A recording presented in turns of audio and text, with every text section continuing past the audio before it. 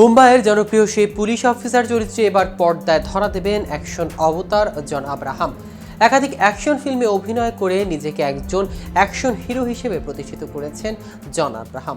Force Madras, cafe, Rocky Handsome, Parmanu এবং পাতলা হাউসের মতো বিভিন্ন সিনেমায় তার অভিনয় প্রশংসিত হয়েছে। সম্প্রতি তিনি শাহরুখ খান অভিনীত পাঠান ছবিতে ভিলেনের চরিত্রে অভিনয় করে দর্শকদের মন জিতে নিয়েছেন। সেই ধারাবাহিকতায় আরও একবার অ্যাকশন অবতার হাজির হতে যাচ্ছেন জন। পিঙ্ক ভিলা এক্সক্লুসিভভাবে যাচ্ছেন জন আব্রাহাম ভারতের প্রখ্যাত পুলিশ অফিসার রাকেশ মারিয়ারের বায়োপিকে অভিনয় করতে যাচ্ছেন। কিন্তু কবে থেকে মুক্তি পাবেন এই বায়োপিক এবং এ সময় জন ছাড়াও অভিনয় করেছেন আর কোন কোন তারকা, তা নিয়ে বিস্তারিত থাকছে আজকের প্রতিবেদনের বাকি অংশে। কেটিভি ছবি চ্যানেল থেকে আপনাদের সাথে আছি আমি মাহমুদ রহমান সিয়াম।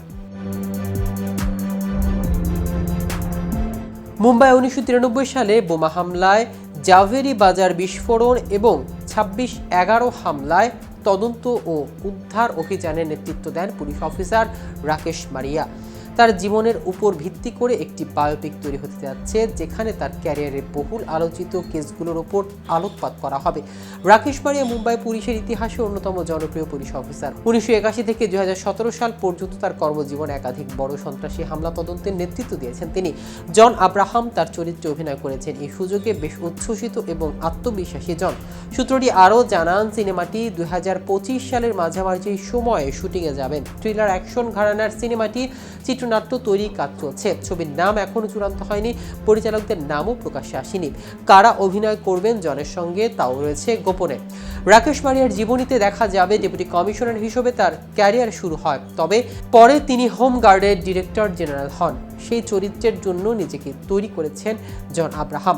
এই বায়োপিক ছাড়াও জন আব্রাহাম আরও কিছু সিনেমা নিয়ে আসবেন আগামী বছরে। তার মধ্যে দীনেশ বিজন পরিচালিত তিরহান ও ভূষণ কুমার পরিচালিত ডিপ্লোম্যাট নামের দুটি ছবিতে কাজ শেষ করেছেন এই অভিনেতা।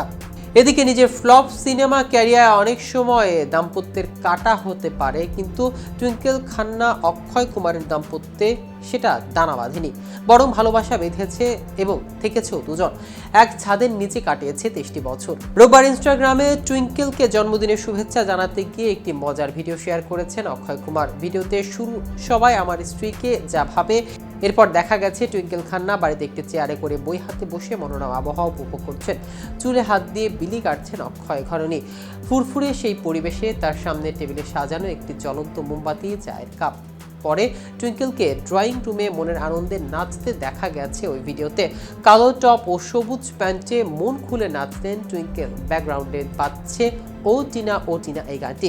জন্মদিনের শুভেচ্ছা শেয়ার করে অক্ষয় লিখেছেন, টিনা তুমি শুধু কোনো একটা ম্যাচ নাও, তুমি আসলে খেলা। আমি তোমার কাছ থেকে অনেক কিছু শিখি, কিভাবে আমার পেট ব্যথা না হওয়া পর্যন্ত হাসতে হয়, কিভাবে রেডিওতে প্রিয় গান বাজলে মন থেকে সেটা গাইতে হয় এবং কিভাবে নাচতে হয়। সত্যি তোমার মতো কেউ নেই। এর আগে কফি উইথ করণ মঞ্চে বিয়ে নিয়ে মনে করা বলেছিলেন অক্ষয়। মেলা সিনেমা ছবি ফ্লপ না হলে নাকি টুইঙ্কেলের সাথে তার বিয়েটাই হতো না। প্রেমিকের বিয়ের প্রস্তাব বারবার নাকচ করে দিয়েছিলেন টুইঙ্কেল। এরপর মেলায় মন দেন অভিনেতা। তো ভিউয়ার্স, ভিডিওটি সম্পর্কে আপনাদের কোনো মতামত থাকলে আমাদের কমেন্ট করে জানাতে পারেন। সাথে সাথে নিয়মিত showbiz related update informative video পেতে কেটিভি শোবিজের সাথে থাকুন। ধন্যবাদ সবাইকে।